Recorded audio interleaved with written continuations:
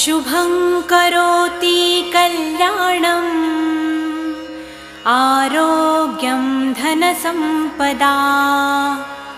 शत्रुबुद्धिविनाशाय दीपज्योति नमोऽस्तुते।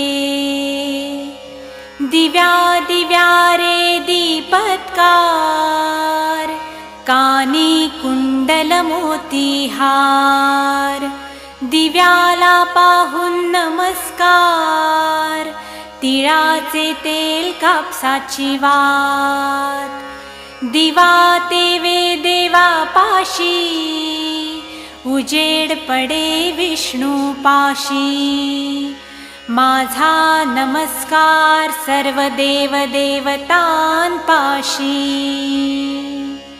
ये ग लक्ष्मी बैस ग बाजे